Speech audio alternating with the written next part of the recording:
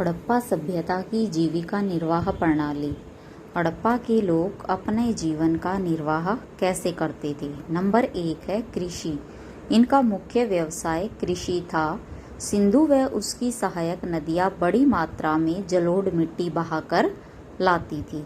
जलोढ़ मिट्टी में हमें पता है फसलें बहुत अच्छी पैदा होती हैं। इस सभ्यता में गेहूं, जौ, चावल, दाल, सफ़ेद चना, तिल, मटर आदि फसलें उगाई जाती थी। हड़प्पा, मोहनजोदड़ो व कालीबंगन में गेहूं और जौ प्राप्त हुए हैं। गुजरात में ज्वार व रागी की खुदाई में प्राप्त हुए हैं। सौराष्ट्र में बाजरा व ज्वार के प्रमाण मिले हैं। लोथल में चावल उगाने के प्रमाण मिले हैं। संभवतः हड़प्पा के लोगों ने ही सर्वप्रथम कपास उगाई होगी। नंबर 2 है कृषि तकनीक। चूंकि हड़प्पा की लिपि को आज तक पढ़ा नहीं जा सका है, हम केवल खुदाई में मिली चीजों से अनुमान लगा सकते हैं कि कृषि तकनीक कैसी थी। जैसे बनावली में मिट्टी के हल का नमूना मिला है, जिससे हम यह अनुमान लगा सकते हैं कि खेतों की जुताई हल के द्वारा होती थी। कालीबंगन में प्रारंभिक हड़प्पा काल के खेत को जोतने के प्रमाण मिले हैं। पक्की मिट्टी से बनाए गए बैल के खिलौने तथा मोहरों पर पशुओं के चित्रों से अनुमान लगाया जाता है कि बैलों का प्रयोग खेतों की जुताई के लिए होता था। नंबर 3 है सिंचाई। सबसे पहले हड़प्पा के लोगों ने कुएं के जल का प्रयोग किया। गांव में कच्चे व पक्के दोनों प्रकार के कुएं मिले हैं। अकेले मोहनजोदड़ो में 700 कुएं प्राप्त हुए हैं, परंतु लोग कुओं से खेतों की सिंचाई करते थे, इस बात पर संदेह है।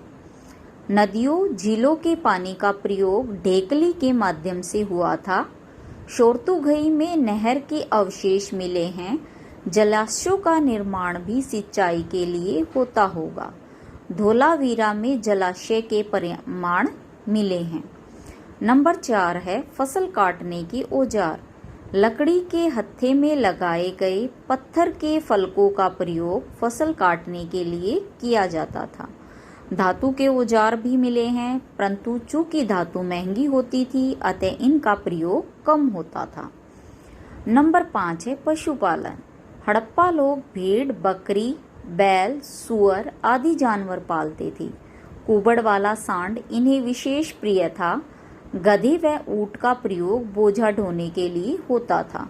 ऊंटों की बहुत मात्रा में हड्डियां मिली हैं, परंतु मोहरों पे ऊंटों की कोई आकृति नहीं मिली है। मछली व मुर्गे की हड्डियां भी मिली हैं। फिर है हमारा क्वेश्चन, हड़प्पा के शिल्प उत्पाद यानी कौन कौन से वो धातु बनाते थे, क्या क्या कार्य किए जाते थे। नंबर 1 है मनके बनाना। ये लोग गोमेद, फिरोजा, स्फटिक जैसे बहुमूल्य पत्थरों के मनके बनाते थे। ये सोने व तांबे जैसी धातु के भी मनके बनाते थे। मनके कैसे बनाते थे? चक्राकार, गोलाकार, बेलनाकार, खंडाकार आदि आकारों के मनके बनाते थे। उन पर चित्रकारी भी करते थे। पत्थर के ऊपर सोने के टोप चढ़ाए हुए मनके भी मिलते हैं। नंबर 2 है धातु कार्य। तांबे का प्रयोग सबसे ज्यादा किया जाता था। तांबे से चाकू, छेनी, उस्तरा, तलवार, मछली पकड़ने के कांटे आदि बनाते थे। तांबे के अंदर संखिया व टिन मिलाकर ये लोग कांसा बनाते थे और तांबे और कांसे के ये बर्तन भी बनाते थे। सोने व चांदी के बेहतरीन आभूषण बनाए जाते थे। उन्हें देखकर ऐसा लगता है मानो अभी अभी लंदन स्थित जोहरी बाजार से खरीदकर लाए गए हैं। नंबर 3 है पाषाण उद्योग। पत्थर के बरमे, खुरचनी, दराती, फलक बनाए जाते थे। पत्थर की मूर्तियां भी बनाई जाती थी। इसमें सेल खड़ी तथा चूना पत्थर का प्रयोग होता था। नंबर 4 है मिट्टी के बर्तन। मिट्टी के बर्तन कैसे बनाते थे? जैसे कुम्हार देखा होगा आपने, चाक पे मिट्टी के बर्तन बनाया जाता था, बनाता है, इसी प्रकार से वो भी चाक पर बनाते थे और भट्टी में उसे पकाते थे। बर्तनों पर वृक्ष व पशु की आकृतियां बनी होती थी।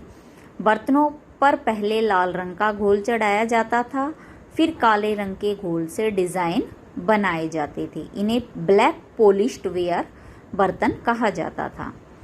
नंबर 5 है ईंटें बनाना। यहाँ पे ईंट बनाई जाती थी मिस्त्रियों के द्वारा। वो ईंटों का आकार सभी जगह कितना मिला है? 1:2:4।